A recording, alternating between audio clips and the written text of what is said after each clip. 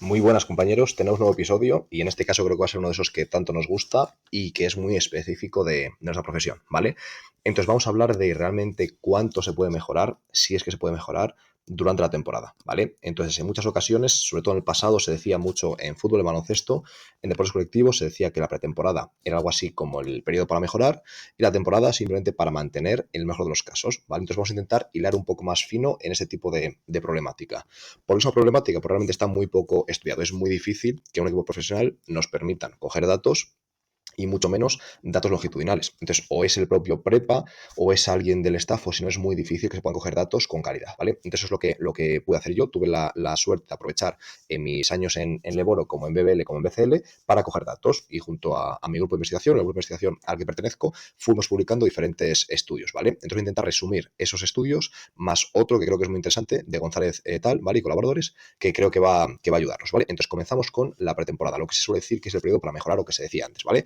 Efectivamente, esas 6 semanas de pretemporada que formaron parte de la pretemporada de esos equipos en las diferentes ligas, pues se vio que se producía una mejora significativa. Tanto el sprint, 5, 10 y 20 metros, mejoras de diferente magnitud, pero todas significativas, y no había efectos por posición. Es decir, se vio que no mejoraban más los exteriores o los interiores en esta variable concreta. Algo también que se estudia muy poquito. Es decir, se sabe que los exteriores son en muchas variables mejores que los interiores. Hay otros estudios que separan por posición 1, 2, 3, 4, 5, y sí que hay bastante evidencia, se sabe bastante claro en qué pruebas son mejores exteriores, interiores, bases escoltas, aleros, etcétera. Pero está mucho más estudiado, o al menos yo no he encontrado nada que pueda ver que se mejora de forma diferencial. Es decir, al igual, por ejemplo, que también en hombres y mujeres hay bastantes estudios que muestran que el nivel de partida en muchas variables es muy diferente, muy superior en hombres a mujeres, pero en muchas variables no se ve que los hombres mejoren más, sino que mejoran parecido en proporción, pero que el punto de partida es superior y por tanto un 10% de mejora de un valor de 1000, por ejemplo, pues es mucho más que de un valor de 600, pero no quiere decir que mejoren más en porcentaje en X variables. Pues aquí es algo parecido. No se ha visto,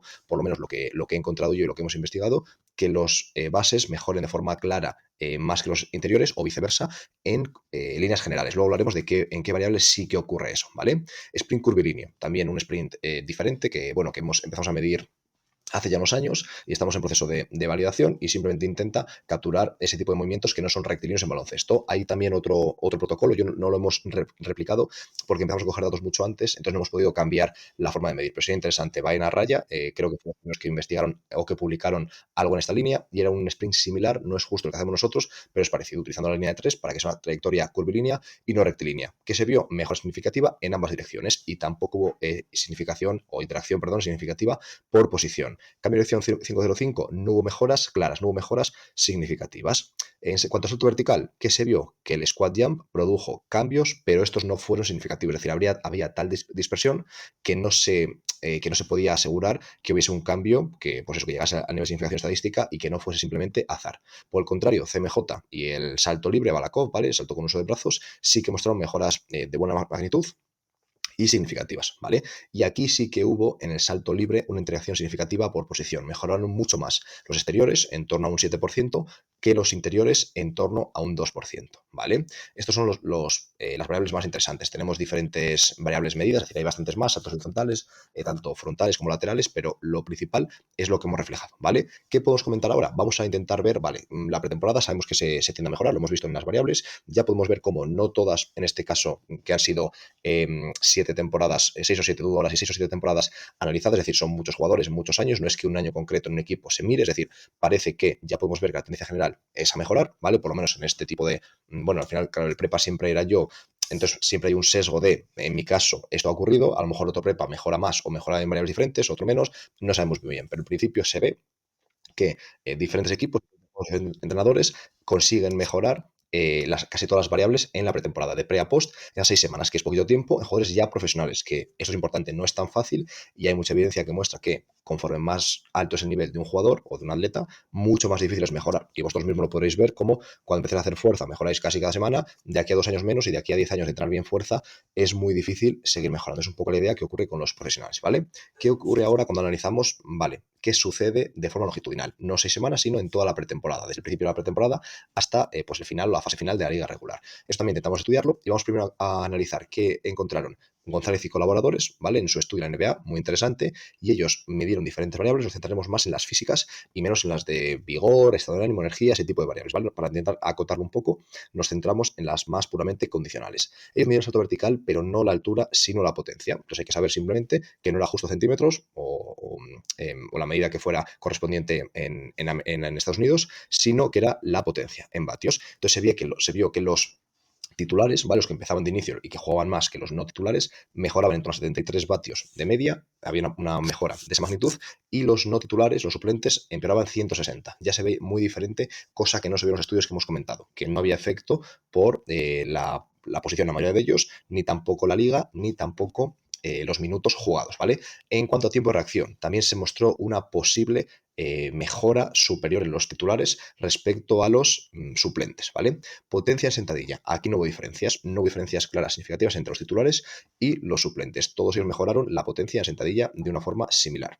En cuanto a quickness, rapidez, tampoco hubo un efecto. Las mejoras o la evolución fue prácticamente igual en titulares y en suplentes. En cuanto a masa corporal, sí que hubo un efecto posible, un efecto, una interacción entre titulares y suplentes durante el año, y parecía que los titulares mantuvieron mejor su masa corporal, aumentaron 0,5, o sea, prácticamente igual, que los suplentes, que perdieron en torno a 1 kilo. Y esto es interesante porque ahora el siguiente punto, el siguiente ítem, la siguiente variable analizada era porcentaje de grasa corporal, y vieron cómo los titulares se quedaron prácticamente igual, un cambio de un 0,025%, y en cambio los suplentes aumentaron casi un 1%. Es decir, si pierden peso y además aumenta el porcentaje de grasa, su composición corporal empeoró claramente en comparación con los titulares, ¿vale? Entonces esto es un estudio muy interesante en el máximo nivel, que es la NBA, y vamos a comparar con nuestros resultados, lo que hemos dicho, datos de Leboro, de BBL y de BCL. Pues lo que vimos fue que, analizando en 3 momentos de la temporada, el inicio de la pretemporada, el inicio de la liga regular en la primera vuelta y el inicio de la liga regular en la segunda vuelta. O sea, más o menos por, pues digamos que suele ser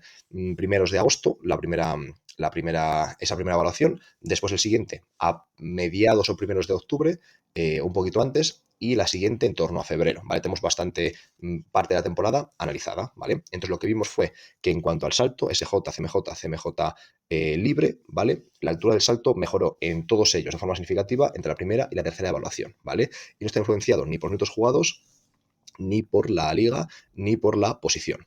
¿Qué ocurrió con el SJ y el CMJ?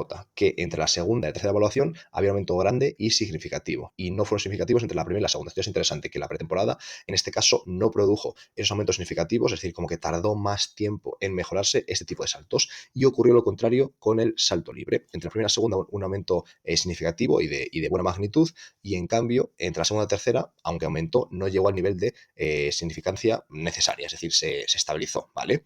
No hubo diferencias, como dijimos, ni por minutos jugados ni por la liga. Creemos que los minutos jugados se debe también a que había mucha más diferencia en la media de minutos jugados por jugador entre titulares y suplentes en el estudio de González y colaboradores respecto al nuestro, ¿vale?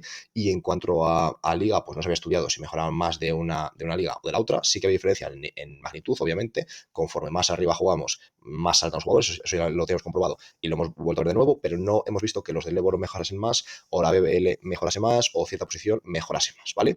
Entonces, simplemente para resumir lo que hemos encontrado en este estudio, ¿vale? En esta revisión de estudios, es que sí que se puede mejorar, pero que no es tan fácil mejorar profesionales, y que se producen mejoras diferenciales, es decir, en función de cómo orientemos ese contenido de entrenamiento, mejoremos más unas variables, más otras, y que dentro de la mejora hay disparidad. Es decir, si vamos jugador a jugador, jugadores que mejoran mucho, otros que prácticamente mantienen, jugadores que en un momento concreto, un periodo, a lo mejor incluso reducen algunas variables. Entonces hay que intentar hilar lo más fino posible. Vamos a intentar ver lo que hace trabajamos con un equipo, no como un grupo de 12 sujetos, de 13 sujetos, sino como 12 o 13 estudios individuales de caso. Es decir, cómo puedo obsesionarme para que cada uno de mis 13 jugadores, de mis 12 jugadores, de mis 10 jugadores mejoren, y que no me valgan con la media evolucione, sino que cada uno de ellos sea mejor, si podemos, cada mes, cada 2, cada 3 meses, en la mayoría de variables, que no siempre es fácil mejorar en todo. De hecho, esto, si tú mides, por ejemplo, CMJ y dices, ostras, me han mejorado, los has mejorado, ya, los has mejorado en CMJ. Si mides SJ, CMJ, salto lateral, salto frontal, sprint, equilibrio, fuerza isométrica, ya te digo que, sinceramente, pienso que es casi imposible que mejores a todos en todas las variables, pero si lo mides,